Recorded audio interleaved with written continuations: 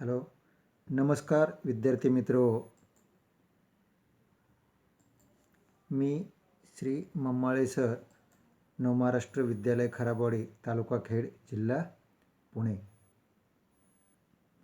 आज आपण इयत्ता 10वी मधील गणित भाग 2 मधील दुसऱ्या प्रकरणांचा अभ्यास करणार आहोत. Today we are going to learn second chapter of mathematics part 2, that means Pythagoras theorem. In the Pythagoras theorem we are going to study following points. तर पायथागोरसच्या प्रमेयामध्ये या दुसऱ्या प्रकरणामध्ये आपण या खालील घटकांचा अभ्यास करणार आहोत. पहिला जो घटक आहे तो पायथागोरियन ट्रिपलेट. सेकंड पॉइंट जो आहे similarity and right angle triangles. Third theorem of geometric mean. Fourth Pythagoras theorem. In the previous video we have studied Pythagorean triplet and the examples related on it. Now today we are going to study these two topics. First means similarity and right angle triangles, and then theorem of geometric mean and the examples related on this theorem of geometric mean. आणि विद्यार्थी मित्रांनो, या वर्षी SSC बोर्डाकडून हे खालचे जे 2 point आहेत ते अभ्यासातून कमी करण्यात आलेले आहेत. Application of Pythagoras theorem and Apollonius theorem. Only we have to study these 4 points in this lesson. Similarity and right angle triangle theorem. In a right angle triangle means triangle ABC is right angle triangle. If the altitude is drawn to the hypotenuse means segment BD is the altitude drawn to the hypotenuse AC, means triangle ABC, AC is the hypotenuse. Then the two triangles formed are similar to the original triangle, means segment BD divides original triangle ABC in two triangles. First triangle is triangle ADB and second triangle is BDC. In this way, original triangle ABC divided in two other triangles due to altitude which drawn to the hypotenuse. In this theorem we have to prove that these two formed triangles are similar to the first original triangle, and also these two triangles are similar to each other. Given. आता given मध्ये कोणत्याही थेरममध्ये थेरमचा जर अभ्यास केला if आणि then, तर देनच्या अगोदरचं जे वाक्य असतं त्याच्यावरून आपल्याला गिवन लिहायचं आहे. तर what is the sentence before the then. देनच्या अगोदरचं असलेलं वाक्य कोणतं आहे. In a right angle triangles mean triangle ABC is right angle triangle. It means in triangle ABC angle ABC is equal to 90. And if the altitude is drawn to the hypotenuse, segment BD perpendicular segment AC. We can write this in the given. तर हे आपण given मध्ये लिहिणार आहोत. In triangle ABC angle ABC is equal to 90 and segment BD perpendicular hypotenuse AC or perpendicular segment AC. Now we have to write to prove. आता आपल्याला काय लिहायचं आहे. To prove. तर देनच्या नंतर जे वाक्य आहे या वाक्याच्या आधारे आपल्याला टू प्रूव्ह लिहायचं आहे. Then the two triangles formed are similar to the original triangles. तर टू ट्रायंगल्स फॉर्म, कोणते 2 ट्रायंगल्स तयार झालेले आहेत. Due to altitude. This altitude triangle ADB and triangle BDC. These both triangles are similar to original triangle ABC. Means therefore to prove first triangle ADB similar to original triangle ABC. Again triangle BDC similar to original triangle ABC, and then these two triangles are similar, ADB and BDC. These two triangles we have to prove similar triangles. Now proof. In triangle ADB and triangle ABC, first pair घ्यायची आहे आपल्याला इथं. In triangle ADB and triangle ABC, triangle ADB and triangle ABC. In triangle ADB mean triangle, जर आपण angle DAB घेतला तर कोणता angle येईल actually A, means, and also angle BAC means angle C. म्हणजे कोण DAB जर घेतला तर मध्यभागी बिंदू A येतो, म्हणून हा A हा कोण गृहीत धरला जातो. तसेच अँगल कोण BAC जर आपण गृहीत धरला तर या ठिकाणी सुद्धा Aच अँगल होतो, म्हणून ह्या दोन्ही त्रिकोणामध्ये A हा कॉमन अँगल आपल्याला दाखवता येईल. Therefore angle DAB congruent angle BAC. Now angle ADB, D is 90 degree, and here angle ABC, B is 90 degree. Therefore here angle ADB congruent angle ABC, angle ADB congruent angle ABC, angle D and angle B both are 90 degree triangle. Therefore region each 90 degree. In this way, in triangle ADB and triangle ABC, two pairs of corresponding angles are congruent. म्हणजे अशा पद्धतीने आपल्याला त्रिकोण ADB आणि त्रिकोण ABC मध्ये संगत कोनांच्या दोन जोड्या मिळालेल्या आहेत. संगत कोनांच्या दोन म्हणजेच कोको मीन्स AA टेस्ट. म्हणून AA टेस्टनुसार हे दोन ट्रायंगल आपल्याला सिमिलर दाखवता येतील. Means we can show that these two triangles are similar by AA test of similarity. Therefore triangle ADB similar triangle ABC by which test? AA test of similarity, equation number 1. अशा पद्धतीने आपल्याला हा second statement जे आहे हे सुद्धा आपल्याला prove करायचं आहे. In the same way similarly in triangle BDC and triangle ABC, in triangle BDC and triangle ABC, angle C is common angle in both the triangles. Therefore angle BCD congruent angle ACB. angle BCD, कोण BCD म्हटलं की कोणता angle येतो C, आणि angle ACB, angle ACB म्हटलं तरी angle Cच मिळतो. Reason काय देता येईल याचा आपल्याला? Common angle. Again angle BDC D 90 degree आणि angle ABC B 90 degree. Therefore angle BDC congruent angle ABC each 90 degree, and you know triangle BDC similar triangle ABC by which test? AA test of similarity, equation number 2. Now in equation 1 triangle ADB is similar to triangle ABC. समीकरण 1 मध्ये त्रिकोण ADB हा त्रिकोण ABC शी समरूप आहे, आणि in equation 2 triangle ABC is similar to triangle BDC. आणि समीकरण 2 मध्ये ABC कुणाबरोबर एकरूप आहे, समरूप आहे? BDC बरोबर समरूप आहे. म्हणजेच means first triangle is similar to this second triangle and this second triangle is similar to third triangle.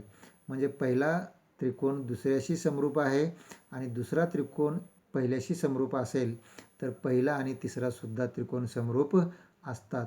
हे आपण कोनांचे गुणधर्म किंवा एकरूप त्रिकोणांचे गुणधर्म, कोनांचे गुणधर्म, एकरूप रेषाखंडाचे गुणधर्म, properties of congruent segment, properties of congruent angles, properties of similar triangles यामध्ये हे पाहिलेलं आहे.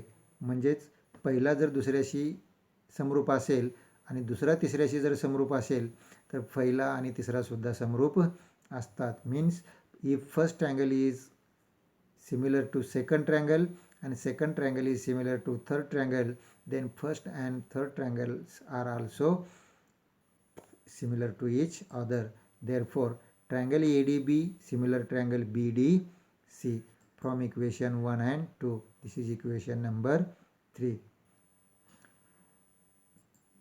Therefore, triangle ADB similar triangle BDC and similar triangle ABC from equation 1, 2 and 3. In this way, we have proved these three triangles are similar to each other. Hence, we have proved this theorem. Now we are going to study second theorem in this topic, that means theorem of geometric mean. तर आता आपल्याला theorem of geometric mean हा घटक अभ्यासायचा आहे, हा theorem अभ्यासायचा आहे. In a right angle triangle means काटकोन त्रिकोणामध्ये the perpendicular segment to the hypotenuse from the opposite vertex, म्हणजे हा perpendicular segment QS आहे, hypotenuse PR आहे, means QS is perpendicular to hypotenuse PR from the opposite vertex Q is the, means this perpendicular is the geometric mean of the segments into which the hypotenuse is divided. Means this perpendicular QS divides this hypotenuse in two segments. म्हणजे हा perpendicular जो QS आहे तो या hypotenuse QR चे दोन खंडात विभाजन करतो किंवा दोन भागात विभाजन करतो, तो म्हणजे PS आणि SR किंवा RS म्हणता येईल. मग आपल्याला सिद्ध काय करायचं आहे याच्यामध्ये, QS is the geometric mean of PS and SR. Now proof. In right angle triangle PQR, segment QS perpendicular hypotenuse PR. आता काटकोन त्रिकोणामध्ये जर कर्णावर काढलेला लंब, काटकोन त्रिकोणामध्ये हा कर्णावर काढलेला काय आहे, लंब आहेत, म्हणून हे दोन त्रिकोण जे तयार झालेले आहेत ते परस्परांशी समरूप असतात. Due to perpendicular drawn to the hypotenuse in right angle triangle we get two triangles. First triangle QSR and second triangle PSQ. Therefore, these two triangles are similar. Therefore, triangle QSR similar triangle PSQ. Reason काय देता येईल, similar of right angle triangle, similarity of right angle triangles. म्हणजे आत्ता जो प्रमेय आपण याच्या अगोदर अभ्यासलेला आहे त्यानुसार these two triangles according to that theorem, these two triangles are similar to each other. That means triangle QSR and triangle PSQ. These two triangles are similar. आणि विद्यार्थी मित्र आपल्याला माहिती आहे की we know that if the two triangles are similar then their corresponding sides are in proportion. जर दोन त्रिकोण जर समरूप असतील तर त्यांच्या corresponding sides काय असतात, प्रमाणात असतात. Means their corresponding sides are in proportion. Therefore, QS upon PS is equal to SR upon SQ. Reason काय देता येईल, corresponding sides of similar triangles. Therefore, QS upon PS is equal to SR upon SQ च्या ऐवजी काय लिहिलं आपण, QS. Now, after cross multiplication we get, तिरकस गुणाकार जर केला तर आपल्याला काय मिळू शकतं, QS into QS, QS square is equal to PS into SR. Therefore, segment QS is the geometric mean of segment PS and segment SR. Now we are going to solve some examples related on this theorem. तर विद्यार्थी मित्र, theorem of geometric मीन म्हणजे भूमिती मध्याचा जो प्रमेय आहे या प्रमेयावरती बऱ्याच वेळा आपल्याला प्रश्न विचारले जातात, म्हणून याचा जरा चांगला आपण अभ्यास करूया. त्यासाठी आपण पुढे एक दोन उदाहरणं सोडवून घेणार आहोत. तर अशी जर आकृती आपण पाहिली, जर दिलेला त्रिकोण जर राईट अँगल ट्रायंगल जर असेल आणि या अपोजिट व्हर्टेक्समधून किंवा अपोजिट व्हर्टेक्समधून जर परपेंडिक्युलर जर काढलेला असेल कशावरती, हायपोटेन्यूसवरती, तर आपण हा थेरम वापरू शकतो. मीन्स डायरेक्ट आपल्याला हे फॉर्म्युला वापरता येतं.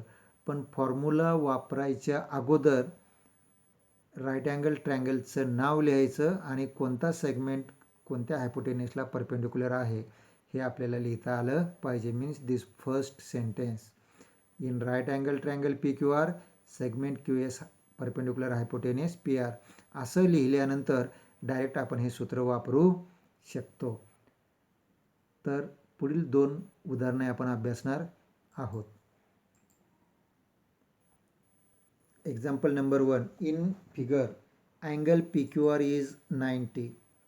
आकृतीमध्ये angle P Q R is 90 is equal to 90 degree. Therefore it means that triangle PQR is right angle triangle and segment QN perpendicular segment PR. QN हा या PR हायपोटेनस वरती काय आहे? परपेंडिक्युलर आहे. PN is equal to 9, NR is equal to 16 and we have to find out the value of QN. Now solution. In triangle PQR, angle PQR is equal to 90 degree. Segment QN perpendicular segment PR.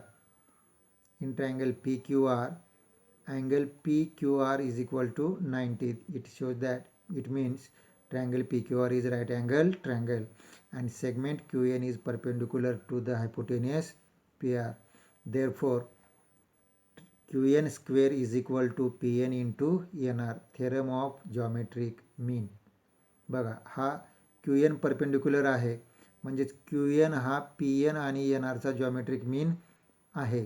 म्हणून Q N square बरोबर P N गुणिले N R. Therefore Q N square is equal to P N into N R. Substituting the values of P N and N R.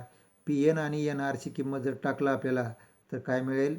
9 into 16. Therefore Q N square is equal to 9 into 16 and QN square is equal to 144. 16 9s are 44. 16 गुणिले 9 बरोबर किती येते? 144. and we know 144 is the square of 12. Therefore taking square root of both sides, जर दोन्ही बाजूचं जर वर्गमूळ घेतलं तर आपल्याला काय मिळू शकतं? we get QN is equal to 12. Therefore the value of QN 12. Therefore the value of QN is equal to 12. अशा पद्धतीनं आपल्याला जॉमेट्रिक मीन वरची उदाहरणं सोडवायची आहेत. पण हे उदाहरण सोडवताना आपल्याला आकृती ओळखता आली पाहिजे आणि आकृती ओळखल्यानंतर आपण हे सूत्र वापरून उदाहरण सोडवू शकतो. Next example. In figure angle MNP is equal to 90 degree. Angle MNP 90 degree means triangle MNP is right angle triangle. Segment NQ perpendicular segment MP. Segment NQ ha this is perpendicular to the hypotenuse MP and MQ is equal to 9 and QP is equal to 4 and we have to find out the value of NQ. In the same way, in triangle MNP, angle MNP is equal to 90 degree and segment NQ perpendicular segment MP. हे sentence आपल्याला हे उदाहरण सोडवताना सुरुवातीला लिहिलंच पाहिजे आणि त्याच्यानंतर मग डायरेक्ट आपण फॉर्म्युला लिहू शकतो. NQ square is equal to MQ into QP or PQ. Therefore NQ square is equal to MQ into QP. Reason काय देता येईल? थेरम ऑफ जॉमेट्रिक मीन. आता एम क्यूची व्हॅल्यू आहे 9 अँड क्यू पीची व्हॅल्यू आहे 4. Substituting the values of M Q and Q P we get N Q square is equal to 9 into 4. N Q square is equal to 36. 9 4s are 36 and 36 is the square of 6. म्हणजे 6चा वर्ग किती आहे? 36. दोन्ही बाजूचं जर वर्गमूळ काढला आपण taking square root of both side we get N Q is equal to 6. N क्यूची किंमत किती आलेली आहे? 6. अशा पद्धतीने जॉमेट्रिक मीन थेरमवरती जर एक्झाम्पल जर आपल्याला आलं एक्झाममध्ये तर आपल्याला सोडवता येईल अशी आशा करतो. Thanks for watching.